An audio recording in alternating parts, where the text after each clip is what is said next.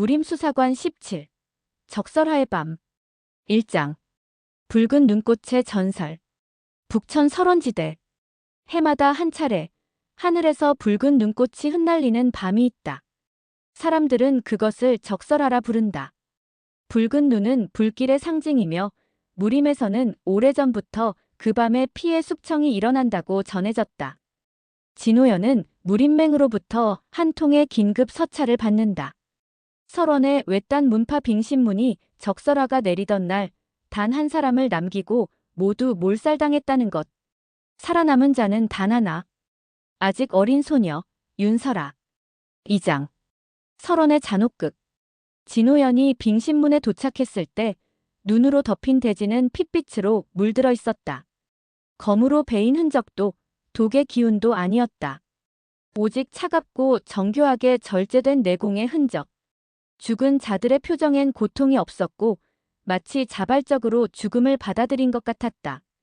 그 소녀 윤설아는 충격에 말을 잃은 상태였다. 그러나 그녀의 손에 남겨진 문양이 진호연의 시선을 끌었다. 붉은 눈꽃 모양의 화상. 3장. 혈맹의 부활. 조사 도중 진호연은 적설화가 단지 자연현상이 아니라는 것을 알게 된다. 수백 년 전 혈설맹이라는 암살 집단이 적설화의 밤마다 정파의 고수를 제거하는 의식을 벌였고 이는 결국 무림맹과의 전쟁으로 번져 사라진 것으로 기록되어 있다. 그러나 빙신문에서 발견된 흔적은 분명히 그들의 방식이었다. 특히 희생자들의 마지막 자세가 혈맹의 맹세자 자세와 일치했다. 누군가 혈설맹을 부활시키고 있었다. 4장. 무언의 증인. 윤설아는 말이 없었다. 그러나 진호연은 그녀가 기억을 잃은 것이 아니라 기억을 일부러 봉인하고 있다는 것을 알아차린다. 그녀의 기억 속에는 그 밤의 진실이 있었다. 진호연은 청해신이라는 심의의 명의를 찾아 그녀의 기억을 복원하려 한다. 신의는 그에게 경고한다. 그 기억이 풀리면 소녀는 다시 울지 않을 것이다. 그녀는 선택받은 피니까. 5장. 붉은 눈, 하얀 검. 기억이 복원되면서 윤설아는 울부짖는다. 그 밤, 그녀는 분명히 보았다. 하늘에서 붉은 눈이 내리고 그 눈 사이로 검은 옷을 입은 인물이 나타나 사람들에게 자진을 명령했다. 그 음성은 차갑고 위압적이었다. 놀라운 것은 사람들은 그 명령에 저항하지 못하고 차례로 스스로 심장을 찔렀다는 것. 윤설아는 명령을 거부했고 그 순간 그녀의 손등에 붉은 문양이 새겨졌다. 6장. 진원의 잔재. 진호연은 검은 진원의 여파가 아직 사라지지 않았음을 깨닫는다. 빙신문 학살은 단순한 무공이 아닌 얼령술과 심령 암시에 의한 것이었다. 그는 진원의 파편이 아직 설원 어딘가에서 퍼지고 있음을 느낀다. 그리고 그 중심에 사라졌던 흑원존의 후계자라 불리는 설비라는 이름이 떠오른다. 그녀는 혈설맹의 마지막 맹주였던 자의 손녀이자 죽은 줄 알았던 인물. 7장. 적설의 의식. 설비는 살아있었고 그녀는 북천 설원에서 적설화 의식을 완성하려 하고 있었다. 그것은 무림 전역의 고수를 하나의 정신망으로 연결하여 얼령 하나로 움직이게 하는 의식이었다. 그녀는 진호연 앞에서 말한다. 우리는 혼란의 시대에 필요한 질서를 주입하는 자. 언어로 혼을 통제하면 무림은 더 이상 피 흘리지 않아. 그건 통제지 질서가 아니오. 혼돈은 말로 시작되었고 이제 말로 끝날 것이다. 8장. 얼어붙은 기억. 윤설아는 과거 혈설맹의 피를 이어받은 자였다. 그녀의 몸에는 진원을 무효화할 수 있는 얼령봉인이 새겨져 있었고 그래서 그녀만이 의식의 완성을 막을 수 있었다. 그러나 그것은 그녀 자신이 언어를 되찾고 마음을 다잡는다는 전제 하에서만 가능했다. 진호연은 그녀에게 묻는다. 이 싸움은 내 것이기도 하다. 넌 그날 울 수 없었지만 오늘은 울어야 한다. 윤설아는 마침내 입을 연다. 그리고 그녀의 목소리로 진원을 부순다. 9장. 피의 눈꽃. 적설화의 밤, 설비는 최후의 의식을 발동시킨다. 하늘은 붉게 물들고 눈이 피처럼 내린다. 무림의 고수들이 하나둘씩 그 붉은 눈을 맞고 눈동자가 흐려진다. 그러나 윤설아의 음성은 그 진언을 찢고 그녀의 붉은 문양이 하늘로 번지며 설비의 얼령을 상쇄시킨다. 피의 눈꽃은 그녀의 눈에서 눈물로 변하고 설비는 붕괴된 의식 속에서 무릎을 꿇는다. 너희는 기억할 것이다. 진정한 침묵은 말이 아니라 마음이라는 것을. 10장. 설원의 끝. 의식은 무너지고 설원은 다시 하얗게 변한다. 적설하는 사라졌고 윤설아는 기억과 목소리를 되찾는다.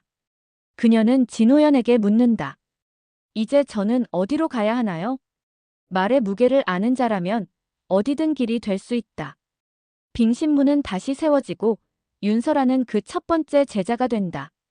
진호연은 적설하의 마지막 꽃잎을 손에 쥐며 속삭인다. 말은 칼보다 날카롭고 침묵보다 무겁다. 무림수사관 18. 도하검의 그림자. 1장. 도하검의 전설.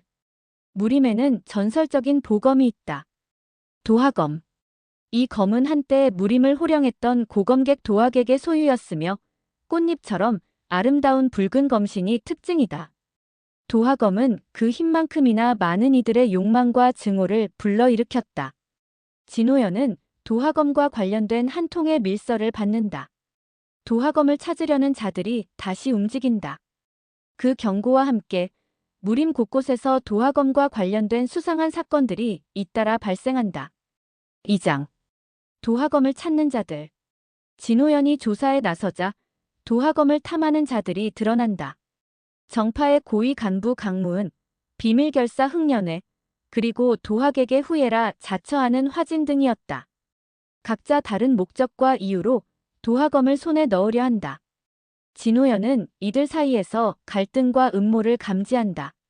도하검은 단순한 무기가 아니라 무림의 권력과 균형을 바꿀 수 있는 열쇠였다.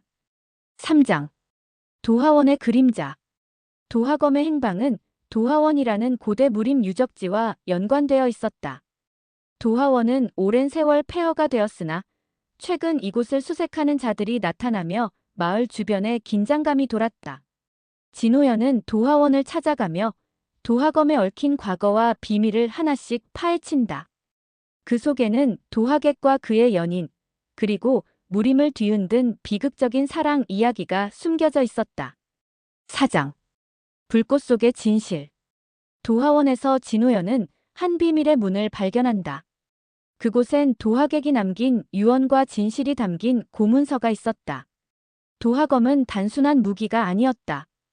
그것은 무림의 균형을 유지하기 위한 마지막 보루였으며 그 힘을 잘못 쥔 자는 무림 전체를 파멸로 이끌 수 있었다. 그러나 도하검을 노리는 자들은 이미 움직이고 있었다. 그들은 도하원의 주민을 인질로 잡고 도하검의 비밀을 강탈하려 했다. 5장. 붉은 꽃의 격돌. 진호연과 강무은, 화진, 흥년회가 도하원에서 맞닥뜨린다. 서로 다른 이유와 신념을 가진 이들이 한 곳에서 충돌한다. 도하검을 둘러싼 싸움은 무공뿐 아니라 심리전과 계략의 연속이었다. 진호연은 도하객의 마지막 메시지를 되새기며 싸움 속에서 균형을 찾아간다. 6장. 검은 불꽃의 운명. 결전의 순간 도하검은 붉은 꽃잎처럼 빛나며 싸움의 판도를 뒤바꾼다.